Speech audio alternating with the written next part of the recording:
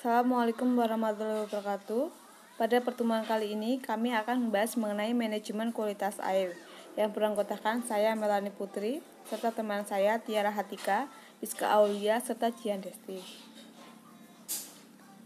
Nah, ada 4 pokok pembahasan yang akan kami bahas pada pertemuan kali ini, yaitu apa sih permasalahan perairan yang ada di Indonesia, serta dampak yang ditimbulkan, kebijakan dari pemerintah, dan penelitian terbarukan untuk kualitas air. Nah, kita masuk ke materi pertama mengenai permasalahan perairan.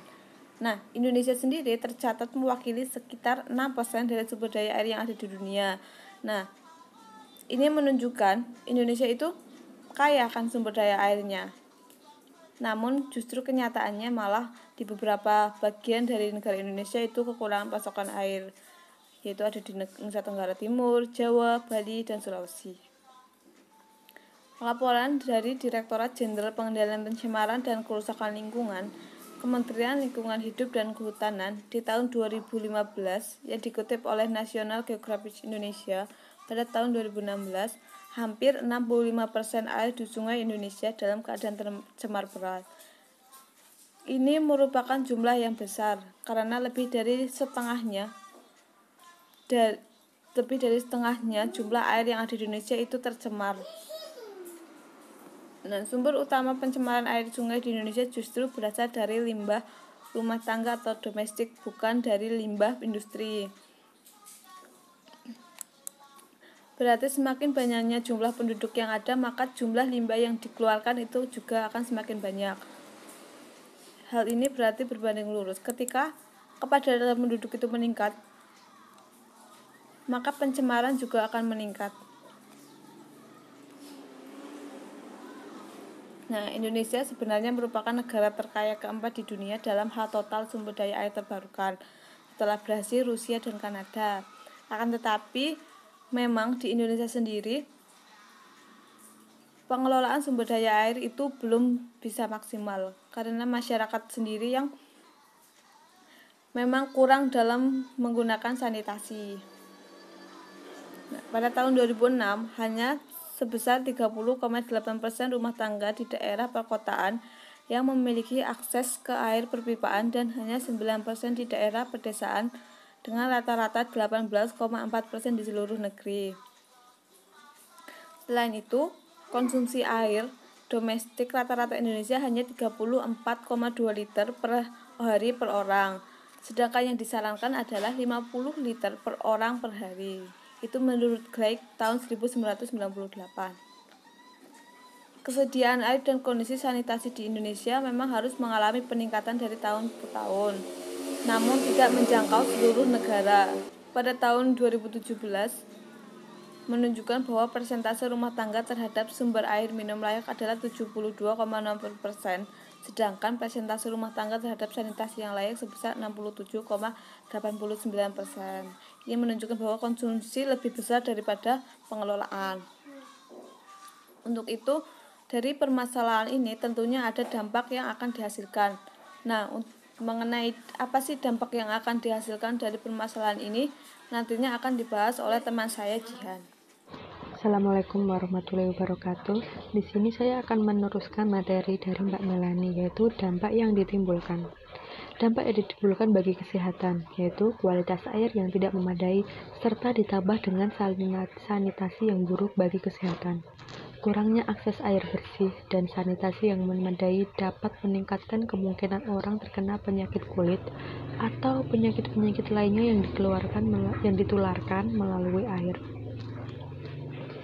Kegagalan untuk secara agresif mempromosikan perubahan perilaku ke arah pola hidup sehat, khususnya di kalangan keluarga berpenghasilan rendah dan penghuni pemukiman kumuh, turut semakin memperburuk dampak terhadap kondisi kesehatan di masyarakat di Indonesia oleh UNICEF tahun 2014. Kemunculan berbagai penyakit yang berhubungan dengan air dan sanitasi yang buruk, diantaranya seperti diare, disentri, kolera, tifoid, hepatitis, tifus, demam berdarah, malaria, kudis, infeksi pencernaan atau usus, penyakit pernapasan kronis, dan leptospirosis. Diare menempati posisi tertinggi Menurut Riskesdas, riset kesehatan dasar tahun 2007 menyebutkan bahwa diare menjadi penyebab 31 kematian anak usia 1 bulan hingga 1 tahun dan 25% kematian anak usia antara 1 sampai 4 tahun. Selain itu, angka diare lebih tinggi sebesar 66% pada anak-anak dari keluarga yang melakukan buang air besar di sungai ataupun di selokan dibanding dengan mereka pada rumah tangga dengan fasilitas toilet pribadi dan septic tank. Gender, air, dan kesehatan. Di sebagian besar masyarakat di Indonesia, perempuan memiliki tanggung jawab utama untuk mengelola pasokan air rumah tangga, sanitasi, dan kesehatan. Peran perempuan dalam rumah tangga menjadi sangat penting dalam menunjang kesehatan anak-anak. Pemahaman atau edukasi akan pola hidup sehat bagi perempuan sudah seharusnya menjadi prioritas. Ada 3 poin di sini, yaitu menyediakan fasilitas kaskus agar tingkat penyakit menurun supaya tidak menyita waktu produktif perempuan. Jika tersedia fasilitas kaskus yang memadai, maka para wanita dan anak-anak khususnya tidak perlu melakukan kegiatan seperti mencuci baju, mencuci piring, mandi, ataupun buang air di sungai, supaya penyakit menurun. Karena seperti yang disebutkan tadi, sumber penyakit yang berada di awan, karena jika anak-anak yang terkena diare, sebagian besar yang merawat adalah perempuan, dan itu akan sangat menyita waktu produksi perempuan, sehingga waktu produktif yang dapat membuahkan hasil uang akan terbuang. Lalu dampaknya bagi lingkungan. Sesuai yang disebutkan Ardana tahun 1994, pencemaran limbah ke lingkungan perlu diperhatikan dan diantisipasi dengan baik, lebih-lebih terhadap air sungai, karena air sungai dipakai penduduk untuk berbagai keperluan. Pencemaran sungai oleh air buangan ditinjau dari sudut mikrobiologi, antara lain pencemaran bakteri patogen dan non-patogen, serta bahan organik. Banyaknya bahan organik akan merangsang pertumbuhan mikroorganisme menjadi pesat. Hal ini mengakibatkan pemakaian oksigen akan cepat dan meningkat. Akibatnya, kadar oksigen terlalu dalam air akan menipis dan menjadi sedikit sekali, yang akhirnya mengakibatkan mikroorganisme dan organisme air lainnya yang memerlukan oksigen akan mati. Ekologi air akan berubah drastis. Keadaan menjadi anaerobik, sehingga air sungai busuk dan tidak sehat bagi pertumbuhan mikroorganisme dan tidak sehat bagi pertumbuhan mikroorganisme flora dan fauna di air itu. Lingkungan hidup yang demikian ini sudah rusak dan tidak layak bagi kebutuhan hidup kita. Selanjutnya ada kebijakan-kebijakan yang akan disampaikan oleh Mbak Aulia. Terima kasih. Perkenalkan, nama saya Rizka Aulia Damayanti. Di sini saya akan menjelaskan mengenai kebijakan pengelolaan air di Indonesia. Nah, kebijakan pengelolaan air bersih di Indonesia diawali pada tahun 1974, yaitu dikeluarkannya UU nomor 11 mengenai perairan. Namun, pada tahun 2004, UU nomor 11 ini digantikan oleh UU nomor 7 mengenai sumber daya air. Nah, UU ini dianggap sebagai titik awal untuk perubahan ideologis dalam pengelolaan pasokan air di Indonesia. Nah, kenapa sih UU nomor 11 1974 ini digantikan oleh UU nomor 7 2004? Karena UU nomor 7 2004 ini dianggap memberikan banyak ruang untuk pihak swasta dalam penyelenggaraan pengembangan sistem penyedia air minum. Nah, tapi UU nomor 7 ini sudah tidak berlaku atau sudah tidak terikat oleh hukum, karena pada tahun 2015 Mahkamah Konstitusi ini menghapus seluruh pasal dalam UU SDA dalam sidangnya dengan alasan bahwa UU SDA dianggap belum menjamin pembatasan pengelolaan air oleh pihak swasta, sehingga dinilai bertentangan oleh UUD 1945. Kemudian di dalam UU SDA disebutkan mengenai konsep hak guna pakai air yang seharusnya ditafsirkan sebagai turunan atau derivatif dari hak hidup, sehingga pada hak guna usaha air tidak boleh dimasukkan sebagai pemberian hak penguasa atas sumber air yaitu air sungai, danau maupun rawa kepada pihak lain selain pemerintah. Nah, kemudian UUD 1945 telah mengamanatkan tentang tanggung jawab negara dalam pasal 33. Nah, pasal 33 ayat 1 berbunyi perekonomian disusun sebagai usaha bersama berdasarkan asas kekeluargaan. Ayat 2, cabang-cabang produksi yang penting bagi negara dan yang menguasai hajat hidup orang banyak dikuasai oleh negara. Kemudian ayat ketiga, bumi, air, dan kekayaan alam yang terkandung di dalamnya dikuasai oleh negara dan dipergunakan untuk sebesar-besarnya kemakmuran rakyat. Kemudian ada pasal 28 berbunyi setiap orang berhak untuk hidup dan mempertahankan hidup dan kehidupannya. Kemudian menurut Alexander 2015 mengatakan bahwa implikasi putusan Mahkamah Konstitusi mengakibatkan segala produk hukum yang merupakan turunan dari UU SDA seperti peraturan pemerintah, peraturan presiden, keputusan presiden dan peraturan menteri menjadi turut tidak berlaku.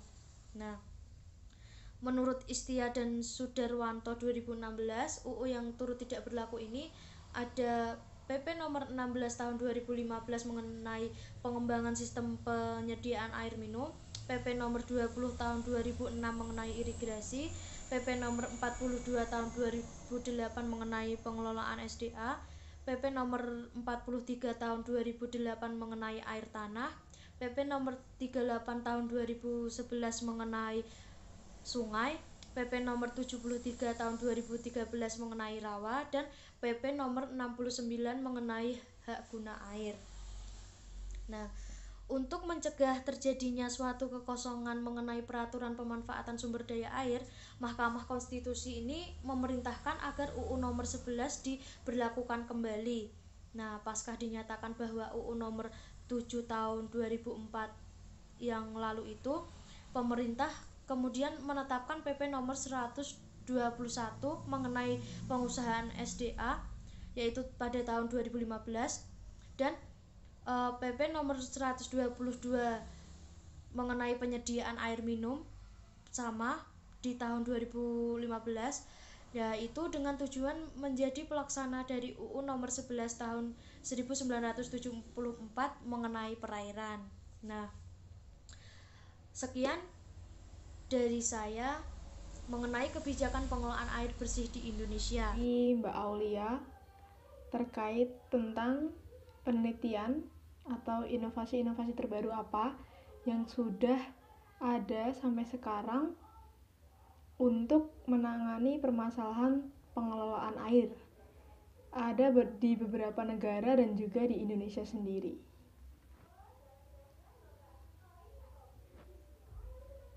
Inovasi teknologi pengolahan air di beberapa negara dan perusahaan terkemuka oleh Dini Dwi Putri. Jadi ada beberapa inovasi terkait pengelolaan air dalam sebuah perusahaan yang dia memiliki sistemnya masing-masing. Nah, ada beberapa yang saya pilih untuk saya tampilkan di sini, yaitu yang pertama tentang Microbial Electrochemistry Technology. Salah satunya adalah MFC, yaitu Microbial Fuel Cell. Microbial Fuel Cell itu merupakan teknologi yang menggunakan membran penukar ion untuk mengkonversi bioenergi yang tidak hanya mengolah limbah tetapi juga dapat membangkitkan energi listrik. Nah, ini menjadi solusi sumber alternatif yang sangat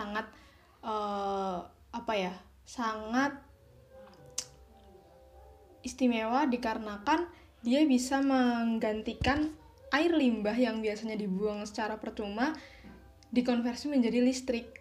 Nah, pada awalnya inovasi dalam bidang elektrokimia didominasi oleh sel bahan bakar mikroba yaitu MFC yang memecah bahan organik dalam air limbah. Nah, dengan demikian, elektron yang dilepaskan menciptakan arus listrik yang dapat digunakan sebagai power supply. Nah, secara garis besarnya, mekanisme dari proses MFC ini adalah substrat, yaitu di mana air limbah dioksidasi oleh bakteri. Nah, kemudian dia menghasilkan elektron dan proton pada anoda, dan kemudian elektron itu ditransfer melalui sirkuit eksternal, sedangkan proton didifusikan melalui membran penukar proton menuju katoda. Nah, proton dan elektron pada katoda selanjutnya akan bereaksi dengan oksigen dengan menghasilkan air. Nah, penerapan MFC ini tuh tidak hanya membantu proses pengolahan air limbah, tetapi juga menghasilkan energi listrik sejalan atau simultan dengan proses pengolahan limbah, sehingga ini bisa menjadi salah satu solusi yang sangat-sangat baik untuk dipraktekkan agar nantinya pembuangan air limbah bisa sekalian menghemat dalam pengeluaran energi, karena sumber energi semakin lama kan semakin menurun. Nah, dari pengkonversian air limbah ini menjadi listrik itu sangat-sangat membantu nantinya. Friends and Nevin 2010 itu pernah menyatakan bahwa aplikasi MFC ini masih terbatas dikarenakan MFC menghasilkan energi listrik yang masih rendah. Namun, teknologi MFC termasuk teknologi yang sangat menguntungkan. Dengan pemanfaatan air buangan dapat menekan biaya operasional menjadi lebih sedikit. Nah, selain itu, MFC juga dapat menanggulangi limbah yang dapat menjadi dampak negatif bagi masyarakat. Selanjutnya, yaitu Southwest US Clusters. Jadi ada banyak sekali negara-negara yang menerapkan tentang pengelolaan air. Salah satunya adalah Southwest US. Namanya Colorado Water Innovation Cluster. Nah, Colorado ini memiliki komunitas pertanian yang sangat berkembang, sektor minyak dan gas, dan sektor energi yang sedang tumbuh, serta infrastruktur perkotaan yang luas. Untuk mengatasi kebutuhan air yang sangat banyak bagi sektor-sektor tersebut, Colorado Water Innovation Cluster berfokus pada Net Zero Water Planning, serupa dengan prinsip Net Zero Energy Planning. Program ini bertujuan untuk mencapai total water neutrality. Ini dilakukan dengan mengurangi penggunaan air sebanyak mungkin, memaksimalkan water reuse dan daur ulang di tempat, dan juga meningkatkan penangkapan air hujan dan sebagainya. Nah, sistem kerjanya seperti yang ada sudah digambar. Di situ dia memanfaatkan air-air buangan untuk dikonversi kembali atau diolah kembali dan digunakan kembali. Dan juga dia menampung air hujan sebanyak itu 450.000, sehingga dia memanfaatkan air-air untuk diolah kembali, dan dia tidak membuang air secara cuma-cuma gitu. Selanjutnya, perkembangan dan uji kinerja reaktor biogas tipe fixed dome multi-input yang ditulis oleh Jumiati Ilham Wirastawa Ridwan Ervan Hasan Harun. Nah, penelitian ini itu bertujuan untuk mengembangkan dan menguji reaktor biogas yang telah dibuat sebelumnya. Kekurangan dari reaktor gas sebelumnya adalah bahan organik yang digunakan hanya dari satu jenis kotoran, yaitu kotoran sapi, serta tidak ada pendeteksi gas yang dapat mengukur konsentrasi gas yang dihasilkan. Pengembangan yang dilakukan pada penelitian ini berupa penambahan konstruksi mesin penghancur sampah organik dan sensor pengukur konsentrasi gas. Selain itu, dilakukan penyempurnaan instalasi penyaluran gas menjadi reaktor gas tipe fixed dome. Sebenarnya reaktor biogas tipe fixed dome atau reaktor biogas itu bukan hal baru di Indonesia, akan tetapi kalau dulu reaktor biogas hanya berisikan tadi kotoran sapi, tapi di penelitian ini ditambahkan dengan alat pencacah sampah organik, yang mana seiring berjalannya waktu kebutuhan kita akan sumber daya, kebutuhan kita akan sumber energi, dan juga pengeluaran kita yang berhubungan dengan limbah dan sebagainya sama-sama saling meningkat, sehingga penggunaan reaktor biogas tipe fixed dome multi input ini yang juga menggunakan sampah organik sebagai salah satu isiannya itu sangat-sangat membantu ketika sampah organik juga banyak yang terbuang sia-sia, sehingga ini bisa dimanfaatkan untuk seluruh kalangan masyarakat. Hanya saja memang dengan ukurannya yang cukup memakan banyak tempat, masih sangat susah untuk didistribusikan dan diproduksi secara banyak. Nah, ini bisa menjadi salah satu solusi yang baik juga untuk ke depan sebagai sumber biogas, gitu. Dan juga untuk mengurangi limbah perairan yang mana sering dibuang di perairan, itu yang pasti. Selanjutnya, kesimpulan, pada dasarnya efektivitas pengelolaan air itu bergantung dari koordinasi antara pemangku kebijakan, yang mana pemerintah daerah yang berwenang dalam sanitasi lingkungan dan pelaku kegiatan yang menghasilkan limbah perairan. Nah, jika koordinasi di antara keduanya lancar, maka akan lebih memudahkan dalam pembuatan kebijakan yang efektif bagi masyarakat sekitar pula. Kemudian dalam praktiknya, pemerintah dapat menggandeng akademisi dalam inovasi pengelolaan air, baik dari proses perencanaan atau teknologi. Dan pada akhirnya, pengelolaan perairan ini menjadi tanggung jawab bagi semua pihak, semua masyarakat, semua kalangan yang turut berperan dalam pembuangan limbah baik domestik maupun industri. Sekian dari kelompok kami. Mungkin ini yang dapat kami sampaikan. Terima kasih. Wassalamualaikum warahmatullahi wabarakatuh.